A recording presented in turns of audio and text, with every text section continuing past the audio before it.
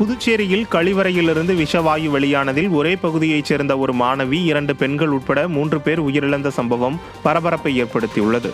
புதுச்சேரி ரெட்டியார்பாளையம் பகுதி அருகே உள்ள புதுநகரில் கழிவுநீர் சுத்திகரிப்பு நிலையத்திலிருந்து விஷவாயு வீடுகளில் உள்ள கழிவறை வழியாக வெளியேறுவதாக புகார் இருந்து வந்தது. இதனிடையே கழிவுநீர் சுத்திகரிப்பு நிலையத்திலிருந்து வெளியேறிய விஷவாயுவால் அதே பகுதியைச் சேர்ந்த மூதாட்டி செந்தாமரை, காமாட்சி மற்றும் மாணவி செல்வராணி ஆகியோர் மூச்சு திணறல் ஏற்பட்டு உயிரிழந்தனர். இதுகுறித்து தகவல் அறிந்து வந்த போலீசார் சம்பவ இடத்திற்கு விரைந்து 3 பேர் உடலையும் பிரேத பரிசோதனைக்காக அரசு மருத்துவமனைக்கு அனுப்பி வைத்தனர். மேலும் விசாரணையில் அப்பகுதி முழுவதும் உள்ள பாதாள சாக்கடையிலிருந்து விஷவாயு வெளியேறியதை கண்டறிந்தனர். மேலும் மூச்சு திணறல் காரணமாக 5க்கும் மேற்பட்டவர்கள் அரசு மருத்துவமனையில் அனுமதிக்கப்பட்டனர். முதலமைச்சர் ரங்கசாமி, பொதுப்பணித்துறை அமைச்சர் ஆகியோர் சம்பவ இடத்திற்கு சென்று ஆய்வு நடத்தினர். உயிரிழந்த 2 பெண்கள் குடும்பத்தினருக்கு 20 லட்சம் ரூபாய் நிவாரணம் வழங்கப்படும் என அறிவிக்கப்பட்டுள்ளது. உயிரிழந்த சிறுமியின் குடும்பத்திற்கு 30 லட்சம் ரூபாய் நிதியுதவி வழங்கப்படும் என்றும் அறிவிக்கப்பட்டுள்ளது. இன்னும் இதே போல் ஒரு வாட்டி நம்ம இந்த தொகுதியிலையும் சரி, பொதுவாக புதுச்சேரியிலையும் சரி, எங்கேயுமே நடக்கக்கூடாது. 3 வருஷமாக நம்ம எம்எல்ஏ இருக்கோம். இதை பற்றி நிறையா மீட்டிங் போட்டிருக்கோம், எல்லாம் பண்ணியிருக்கோம். அது ஸ்லோவாக தான் நடந்திருக்கு. இவ்வளோ உடனே பண்ணியிருந்தா இந்த உயிர் அசம்பாவிதம் நடந்திருக்காது. மெயினாக ஒரு தப்பு நடக்குது என்னென்னா, ஐஜி ஹாஸ்பிட்டல்ல இருந்து கழிவு நேராக கலக்க விட்டுட்டாங்க. அதில் தான் இவ்வளோ இஷ்யூ. அங்கே இருக்கிற கழிவில் ரொம்ப அது நேராக விட்டதுலேருந்து தான் இந்த ஏரியாலாம் இஷ்யூ ஆயிருக்கு. புதுச்சேரியில் விஷவாயு தாக்கி 3 பேர் உயிரிழந்த சம்பவத்தில் நீதி விசாரணை நடத்த வேண்டும் என்றும் உயிரிழந்தவர்களின் குடும்பத்தினருக்கு நிவாரணத் தொகையை 25 லட்சம் ரூபாயாக உயர்த்தி வழங்க வேண்டும் என அதிமுக மாநில செயலாளர் அன்பழகன் வலியுறுத்தியுள்ளார். சம்பவ இடத்திற்கு நேரில் சென்ற அதிமுக மாநில செயலாளர் அன்பழகன் உயிரிழந்தவர்களின் குடும்பத்தினருக்கு ஆறுதல் தெரிவித்தார். தொடர்ந்து செய்தியாளர்களை சந்தித்த அவர், புதுச்சேரியில் என்ஆர் காங்கிரஸ் பாஜக கூட்டணி அரசின் அலட்சியத்தால் 3 பேர் உயிரிழந்துள்ளனர் என்று குற்றம் சாட்டினார். சம்பந்தப்பட்ட பொதுப்பணித்துறையினுடைய கழிவுநீர் பிரிவு மற்றும் பாதாள சாக்கடை பிரிவினுடைய அதிகாரிகளிடம் பலமுறை இந்த பகுதி மக்கள் எடுத்து கூறியும் அந்த துறையினுடைய அதிகாரிகளுடைய அலட்சிய போக்கினாலும் பாராமுகத்தன்மையாலும் இன்று 3 பேர் மரணமடைந்துள்ளனர். விக்கிரவாண்டி இடைத்தேர்தல் குறித்து அதிமுக நிர்வாகிகளுடனான ஆலோசனை கூட்டம் அதிமுக நாடாளுமன்ற உறுப்பினர் சி.வி. சண்முகம் தலைமையில் நடைபெற்றது. விக்கிரவாண்டி தொகுதி திமுக சட்டமன்ற உறுப்பினர் புகழேந்தி மறைவையொட்டி அத்தொகுதிக்கான இடைத்தேர்தல் தேதி அறிவிக்கப்பட்டுள்ளது. அதன்படி ஜூலை 10ஆம் தேதி வாக்குப்பதிவு நடைபெற உள்ளது. இந்த நிலையில் விழுப்புரம் மாவட்ட அதிமுக தலைமை அலுவலகத்தில் கழக நிர்வாகிகள் ஆலோசனை கூட்டம் நடைபெற்றது. முன்னாள் அமைச்சரும் நாடாளுமன்ற உறுப்பினருமான சி.வி. சண்முகம் தலைமையில் நடைபெற்ற இக்கூட்டத்தில் நடந்து முடிந்த நாடாளுமன்ற தேர்தலில் அதிமுக செயல்பாடுகள் குறித்தும் நாடாளுமன்ற தேர்தலில் பெற்ற வாக்கு சதவீதம் குறித்தும் நிர்வாகிகளிடம் கேட்டறிந்தார். மேலும் எதிர்வரும் விக்கிரவாண்டி சட்டமன்ற இடைத்தேர்தலை எதிர்கொள்வது குறித்தும் நிர்வாகிகளுடன் அவர் ஆலோசனையில் ஈடுபட்டார். நாகை மாவட்டம் ஒரத்தூரில் மாவட்ட அரசு தலைமை மருத்துவமனை இடமாற்றம் செய்யப்பட்டதற்கு எதிர்ப்பு தெரிவித்து பொதுமக்கள் சாலை மறியல் போராட்டத்தில் ஈடுபட்டனர். நாகை புதிய பேருந்து நிலையம் அருகே இயங்கி வந்த மாவட்ட அரசு தலைமை மருத்துவமனையை விடிய அரசு ஒரத்தூரில் உள்ள மருத்துவக் கல்லூரி மருத்துவமனைக்கு இடமாற்றம் செய்தது. இந்நிலையில் எந்தவித முன்னறிவிப்பும் இல்லாமல் பொதுமக்களின் உணர்வுகளை மதிக்காமல் மருத்துவமனையை மாற்றியதை ரத்து செய்ய வேண்டும் எனவும், ஏற்கனவே இருந்த இடத்தில் அனைத்து விதமான வசதியுடன் தொடர்ந்து மருத்துவமனை செயல்பட விடிய அரசு உத்தரவிட வேண்டும் என மாவட்ட அரசு தலைமை மருத்துவமனை முன்பு 1000க்கும் மேற்பட்ட பொதுமக்கள் ஆர்ப்பாட்டத்தில் ஈடுபட்டனர்.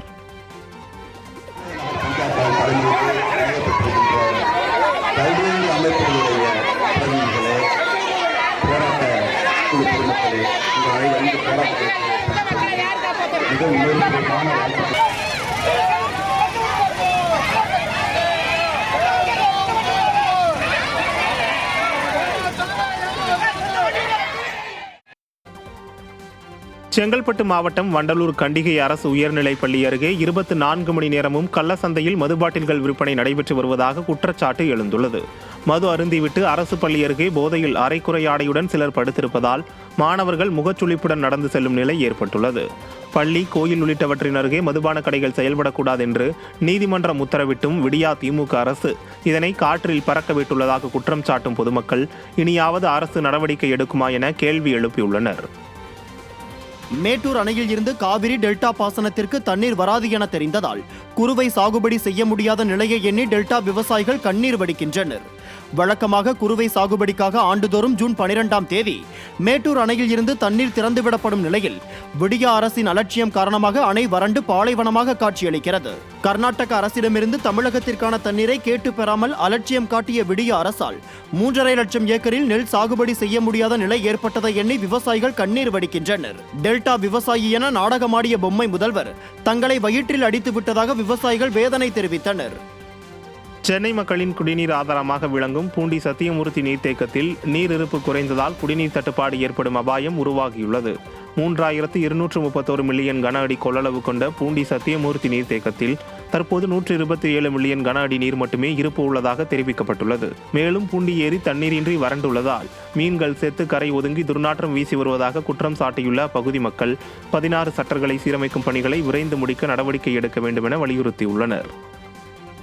கள்ளக்குறிச்சி மாவட்டம் திருக்கோவிலூர் பேருந்து நிலையத்தில் தெருநாய் கடித்ததில் 20க்கும் மேற்பட்டோர் படுகாயமடைந்தனர். திருக்கோவிலூர் பேருந்து நிலையத்தில் பேருந்திற்காக காத்துக் கொண்டிருந்த இளைஞர்கள் மற்றும் முதியவர்கள் என 20க்கும் மேற்பட்டோரை அங்கு சுற்றித் திரிந்த தெருநாய் கடித்து குதறி உள்ளது. காயமடைந்த 15 பேர் திருக்கோவிலூர் அரசு பொது மருத்துவமனையில் சிகிச்சை பெற்று வருகின்றனர். மேலும் ஒரு சிலர் அருகில் உள்ள தனியார் மருத்துவமனையில் சிகிச்சை பெற்று வருகின்றனர். விடியா ஆட்சியில் தொடரும் நாய்க்கடி சம்பவம் திருக்கோவிலூர் நகர் பகுதியில் உள்ள பொதுமக்களிடையே பெரும் அச்சத்தை ஏற்படுத்தியுள்ளது. சென்னை மாநகராட்சியில் பெரும்பாலான வீடுகளுக்கு வீட்டு எண் வழங்காததால் வரிகளை செலுத்துவதில் சிரமம் ஏற்பட்டுள்ளதாக உரிமையாளர்கள் குற்றம் சாட்டியுள்ளனர். அனைத்து சேவைகளும் ஆன்லைன் வழியாக நடப்பதால் தெருவாரியாக வீட்டு எண் வழங்க மாநகராட்சி உடனடி நடவடிக்கை எடுக்க வீட்டு உரிமையாளர்கள் விடியா அரசுக்கு கோரிக்கை விடுத்துள்ளனர். 13 லட்சத்திற்கும் மேற்பட்டோர் சொத்து வரி செலுத்தும் நிலையில் பாதி பேருக்கு வீட்டு எண் வழங்கப்படவில்லை. எனவே சர்வே எண்களையே பயன்படுத்துவதால் ஆவணங்கள் பதிவில் குழப்பம், ஒன்றுக்கும் மேற்பட்ட வீட்டு உரிமையாளர்கள் ஒரே சர்வே எண் பயன்படுத்துவது, சரியாக முகவரி நிர்ணயிக்க முடியாமை போன்ற சிக்கல்கள் ஏற்படுவதாக பொதுமக்கள் புகார் தெரிவிக்கின்றனர். இது சம்பந்தமாக விடியா அரசு அதிகாரிகள் விரைவில் உரிய நடவடிக்கை எடுக்க வேண்டும் என பொதுமக்கள் வலியுறுத்தியுள்ளனர். ஏன்னா சர்வே எண்ணை வச்சு நிறைய குளறுபாடு நடக்கிறதால இந்த வீட்டு எண்ணை வச்சு கடுக்கும்போது மக்களுக்கு கொஞ்சம் தெளிவாக இருக்கும். எந்த பர்சன் அந்த அட்ரஸில் இருக்கிறாங்களோ அந்த பர்சனுக்கு கொஞ்சம் உதவிகரமாக இருக்கும், குளறுபடி இல்லாமல் இருக்கும். இது அரசாங்கம் மக்களுக்கு ஒரு நல்ல விஷயமா செஞ்சு கொடுத்தீங்கன்னா உதவிகரமாக இருக்கும் வருங்காலத்தில். தூத்துக்குடி ஆதிச்சநல்லூரில் நிரந்தர அகழ்வாராய்ச்சி அருங்காட்சியகம் அமைப்பது பற்றி மத்திய அரசின் நிலைப்பாடு குறித்து அறிக்கை தாக்கல் செய்ய உயர்நீதிமன்ற மதுரை கிளை உத்தரவிட்டுள்ளது. ஆதிச்சநல்லூரில் பல கட்டங்களாக அகழாய்வு நடைபெற்று கண்டெடுக்கப்பட்ட பொருட்கள் தற்காலிக அகழாய்வு அருங்காட்சியகத்தில் வைக்கப்பட்டது. ஆனால் கடந்த வருடம் டிசம்பர் மாதம் ஏற்பட்ட கடும் மழை மற்றும் வெள்ளத்தால் அருங்காட்சியகம் பாதிப்பிற்குள்ளானது. இதற்கு மாற்றாக சி பிரிவில் அருங்காட்சியகம் அமைக்க முடிவு செய்யப்பட்டு பணிகள் நடைபெறாமல் கிடப்பில் உள்ளது. இது குறித்த பொதுநல வழக்கு விசாரணையில் அருங்காட்சியகம் அமைப்பதற்கு மத்திய அரசு தயாராக உள்ளதாகவும், நிலம் வழங்குவதில் உள்ள பிரச்சனையால் வழக்கு நீதிமன்றத்தில் நிலுவையில் உள்ளதெனவும் தெரிவிக்கப்பட்டது. அப்போது பண்டைய தமிழர்களின் நவீன நாகரிகத்தை பிரதிபலிக்கும் அருங்காட்சியகம் அமைப்பதற்கு பொதுமக்களிடமிருந்து நிலம் கையகப்படுத்துவது ஏன் என்றும், அரசுக்கு சொந்தமான நிலங்கள் இருந்தால் வழங்கலாமே என நீதிபதிகள் கேள்வி எழுப்பினர்.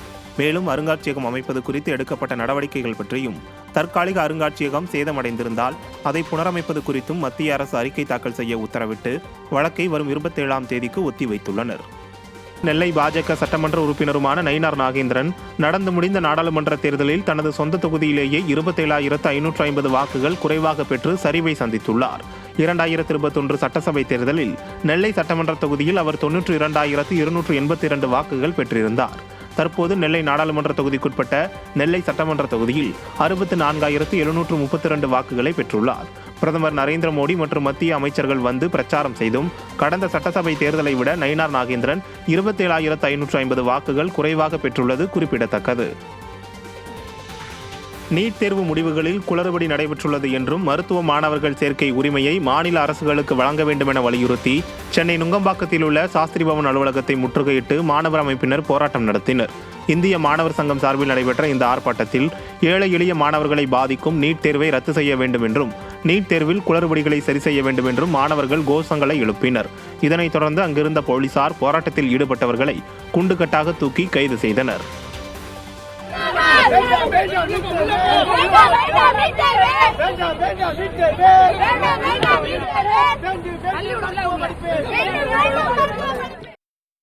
சென்னையில் அரசு மாநகர் பேருந்துகளில் வைக்கப்பட்டுள்ள சிசிடிவி கேமராக்கள் செயல்படாததால் பயணிகளின் பாதுகாப்பு கேள்விக்குறியாகியுள்ளது. பள்ளி மாணவர்கள், அலுவலகம் செல்பவர்கள், கல்லூரி பெண்கள், முதியவர்கள் என லட்சக்கணக்கானோர் அரசு பேருந்துகளில் பயணித்து வரும் நிலையில் முறையாக இயங்காத சிசிடிவி கேமராக்களால் குற்றங்களை தடுப்பதில் சுணக்கம் ஏற்படுவதாக பொதுமக்கள் குற்றம் சாட்டியுள்ளனர். எனவே பயணிகளின் பாதுகாப்பினை உறுதி செய்ய சிசிடிவி கேமராக்களை பராமரிக்க கோரிக்கை விடுத்துள்ளனர். இல்லை, நிறைய தப்புகள் நடக்குதுங்க. அந்த கேமரா எடுக்குதா எடுக்கலையான்னு தெரியல. எடுக்கணும் இல்லை, கொஞ்சமாச்சும் வந்தால் தானே தப்புகள் தடைப்படும். இல்லைன்னு நினைக்கிறேன். ஒர்க்கிங் சரியில்லை, நிறைய அது ஃபால்ட் இருக்குது. அது முதல்ல அதை கவனிக்க சொல்லுங்கள். பெண்களுக்கும் சரி, ஆண்களுக்கும் சரி, அவங்க பர்சன் தான் போகுது, அவங்களோட செல்ஃபோனும் தான் போகுது. அதனால் பஸ்ஸில் பெரும்பாலும் தப்பு நிறைய நடக்குது. சென்னை மந்தைவெளியில் மெட்ரோ பணியால் சாலையின் நடுவே ஏற்பட்ட பள்ளத்தால் வாகன ஓட்டிகள் கடும் அவதிக்குள்ளாகினர். மந்தைவெளி பஸ் டிப்போ அருகே மெட்ரோ பணிக்காக ராட்சத இயந்திரம் மூலம் பள்ளம் தோண்டும் பணி நடைபெற்றது. இதனால் ராபர்ட் சன்லேண்ட் சாலையின் நடுவே பெரிய பள்ளமும் சாலையில் விரிசலும் ஏற்பட்டுள்ளது. மேலும் கழிவுநீர் கால்வாயில் உடைப்பு ஏற்பட்டு சாலை முழுவதும் கழிவுநீர் வெளியேறியதால் வாகன ஓட்டிகள் கடும் சிரமத்திற்குள்ளாகினர். மந்தமாக நடைபெறும் மெட்ரோ பணியால் போக்குவரத்து பல பகுதிகளில் தடை செய்யப்பட்டுள்ளதாகவும் விடிய அரசு தங்களது குறைகளையும் புகார்களையும் கண்டுகொள்ளாமல் அலட்சியம் செய்து வருவதாகவும் அப்பகுதி மக்கள் வேதனை தெரிவித்தனர். மாற்றி மாற்றி விட்றானுங்க. அங்கே போனால் அங்கே மறைக்கிறான், இங்கே போனால் இங்கே மறைக்கிறான். ஒரே டிராஃபிக் ஆகுது, தனக்கு போக முடியல. ரெண்டாவது பஸ்ஸு போக்குவரத்து சுத்தமாக எந்த இதுவும் கிடையாது. சாயங்காலம் பார்த்தீங்கன்னா ஒரு பஸ்ஸு கூட பார்க்க முடியும். எங்கே பார்த்தாலும் டிராஃபிக்ங்கிறோம். அரசாங்கம் எங்கே கண்டுக்கிடுது, அவங்கவுங்க பார்க்குறாங்க, அரசாங்கம் கண்டுக்கிடுது. கோவை மாநகராட்சியில் தூய்மை பணியாளர்கள் குப்பைகளை முறையாக அகற்றுவதில்லை என பொதுமக்கள் குற்றம் சாட்டி உள்ளனர். சிவானந்தா காலனி, ரத்தினபுரி, பொங்கியம்மாள் வீதி பகுதியில் கடந்த சில தினங்களாக குப்பைகளை சேகரிக்க தூய்மை பணியாளர்கள் 10 மணிக்கு மேல் வருவதால் பணிகளுக்கு செல்ல முடியாத நிலை ஏற்பட்டுள்ளது. மேலும் தெருக்களில் குப்பைகளை வீசி சென்றதால் அபராதம் விதிக்கப்படுவதாக குற்றம் சாட்டியுள்ள அப்பகுதி மக்கள் விடியா திமுக மாநகராட்சி அதிகாரிகள் இதற்கு உரிய தீர்வு காண வேண்டும் என வலியுறுத்தியுள்ளனர். கோவை மாவட்டம் பந்தய சாலை பகுதியில் சந்தன மரத்தை மர்ம நபர்கள் வெட்டி கடத்திய சம்பவம் பரபரப்பை ஏற்படுத்தியுள்ளது. பந்தய சாலை பகுதியில் மாவட்ட ஆட்சியர் பங்களா, வருமான வரி அலுவலகம், நீதிபதிகளின் வீடுகள் அமைந்துள்ளது. பாதுகாப்புகள் அதிகமுள்ள இந்த பகுதியில் இருந்த சந்தன மரத்தை மர்ம நபர்கள் வெட்டி கடத்தியுள்ளனர். இந்த சம்பவம் அப்பகுதியில் பரபரப்பை ஏற்படுத்தியுள்ளது. இந்நிலையில் அரசு அலுவலகங்கள், உயரதிகாரிகள் வசிக்கும் பகுதியிலேயே இதுதான் நிலை என்றால் சாதாரண மக்கள் வசிக்கும் பகுதிகளில் பாதுகாப்புகள் எப்படி இருக்கும் என மக்கள் கேள்வி எழுப்பியுள்ளனர். சென்னை அயனாவரம் 98வது வார்டில் உள்ள பார்த்தசாரதி தெருவில் பல மாதங்களாக சாலை அமைக்கப்படாமல் உள்ளதாக பொதுமக்கள் குற்றம் சாட்டி உள்ளனர். பார்த்தசாரதி தெரு பகுதியில் சுமார் 500க்கும் மேற்பட்ட குடும்பங்கள் வசித்து வரும் நிலையில் புதிய சாலை போடுவதாக கூறி நன்றாக இருந்த சாலையை மாநகராட்சி நிர்வாகம் தோண்டியதாக அப்பகுதி மக்கள் குற்றம் சாட்டி உள்ளனர். இந்த நிலையில் சாலையை தோண்டி பல மாதங்களாகியும் சாலை அமைக்க நடவடிக்கை எடுக்கவில்லை என்றும் அப்பகுதியில் உள்ள பாதாள சாக்கடையில் அடைப்பு ஏற்பட்டு கழிவுநீர் சாலையில் செல்வதாகவும் மக்கள் குற்றம் சாட்டி உள்ளனர்.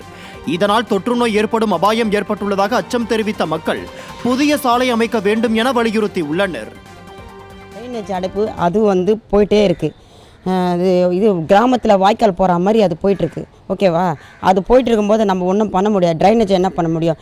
2-4 வாட்டி கம்ப்ளைண்ட் பண்ணோம். வந்தாங்க எல்லாரும், ஏஇ, சிஇ எல்லாம் வந்து பார்த்தாங்க. பார்த்துட்டு கூட ஒன்றும் ரெஸ்பான்சிபிலிட்டி கிடையாது. வருவாங்க, ஒரு 2 வண்டி அனுப்புகிறோமான்னு சொல்லிட்டு ஒரு பில்டப் பண்ணுவாங்க. ஆனால் வந்துட்டு பண்ணுவாங்க. அது ஒரு 2 வாரம், 1 வாரம் கழித்து இந்த மாதிரி மறுபடியும் அதே மாதிரி ப்ராப்ளம் வருது. ரோடு இப்போ சிமெண்ட் ரோடு நல்லா தான் இருந்துச்சு. என்னன்னு தெரியல, எதுக்காக இதை நோண்டினாங்க, எதுக்காக இந்த மாதிரி பண்ணாங்கன்னு தெரியல. தமிழகம், கர்நாடகம் மற்றும் ஆந்திர எல்லையோர பகுதிகளில் தொடர் மழை பெய்து வருவதால் வரத்து குறைந்து மீண்டும் தக்காளி விலை உயர்ந்துள்ளது.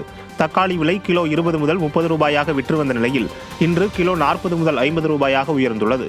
இதனால் பொதுமக்கள் மற்றும் இல்லத்தரசிகள் விலைவாசி ஏற்றத்தால் வாழ்வாதாரம் பாதிக்கப்படுவதாக வேதனை தெரிவித்துள்ளனர்.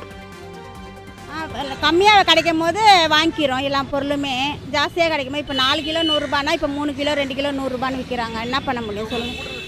சுமை தான், கஷ்டம்தான். எல்லாத்துக்கும் வருமானம் இருந்தால் தான் அதுவும் வாங்கி சாப்பிட்றதுக்கு பண்ணுறதுக்கு எல்லாத்துக்குமே. என்ன பண்ண முடியும் சொல்லுங்கள்?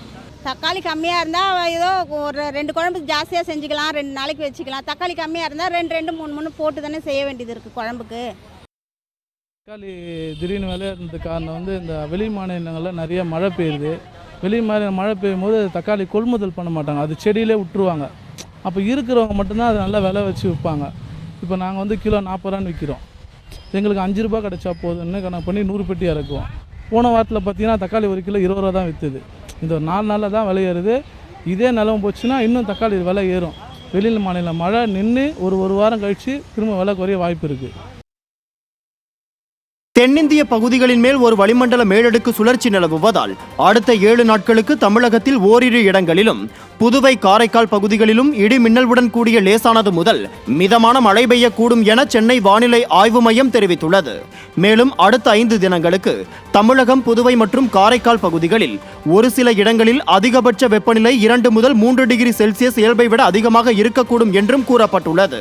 சென்னை மற்றும் புறநகர் பகுதிகளை பொறுத்தவரை அடுத்த 24 மணி நேரத்திற்கு வானம் ஓரளவு மேகமூட்டத்துடன் காணப்படும் என்றும் நகரின் ஒரு சில பகுதிகளில் இடி மற்றும் மின்னலுடன் கூடிய லேசானது முதல் மிதமான மழை பெய்ய வாய்ப்புள்ளதாக சென்னை வானிலை ஆய்வு மையம் தெரிவித்துள்ளது. மயிலாடுதுறை தர்மபுர ஆதீனம் 27வது சன்னிதானம் தேசிக ஞானசம்பந்த பரமாச்சாரிய சுவாமிகளின் ஆபாச வீடியோ உள்ளதாக மிரட்டல் விடுத்த முன்னாள் நேர்முக உதவியாளர் கைது செய்யப்பட்டார். ஆதீனத்தின் முன்னாள் நேர்முக உதவியாளர் செந்தில் உத்தரப்பிரதேச மாநிலம் வாரணாசியில் தலைமறைவாக இருப்பதாக காவல்துறையினருக்கு தகவல் கிடைத்தது. இதனிடையே செந்திலை மயிலாடுதுறை சிறப்பு தனிப்படை போலீசார் கைது செய்தனர். இந்த வழக்கில் 7 பேர் குற்றம் சாட்டப்பட்ட நிலையில் பாஜக மாவட்ட தலைவர் அகோரம் உள்ளிட்ட 4 பேர் கைது செய்யப்பட்டு ஜாமீனில் வெளிவந்தனர். தொடர்ந்து செந்தில் ஜாமீன் கேட்டு தாக்கல் செய்திருந்த மனுவை மயிலாடுதுறை நீதிமன்றம் தள்ளுபடி செய்தது குறிப்பிடத்தக்கது. ஆயுத பூஜை விஜயதசமியை முன்னிட்டு சொந்த ஊர்களுக்கு செல்ல ரயில் டிக்கெட் முன்பதிவு தொடங்கியது. ஆயுத பூஜை, விஜயதசமி என 3 நாட்கள் தொடர் விடுமுறை வருவதால் பொதுமக்கள் பயணம் மேற்கொள்ள ஏதுவாக ரயில் டிக்கெட் முன்பதிவுகள் தொடங்கியுள்ளது. அதன்படி அக்டோபர் 9ஆம் தேதி ஆயுத பூஜைக்கு ஊருக்கு செல்பவர்கள் இன்றும், அக்டோபர் 10ஆம் தேதி ஊருக்கு செல்வோர் வரும் 12ஆம் தேதியும் முன்பதிவு செய்யலாம் என தெற்கு ரயில்வே நிர்வாகம் தெரிவித்துள்ளது. மேலும் ஆயுத பூஜை நாளன்று ஊருக்கு செல்வோர் வரும் 13ஆம் தேதியன்று முன்பதிவு செய்யலாம் எனவும் தெரிவிக்கப்பட்டுள்ளது.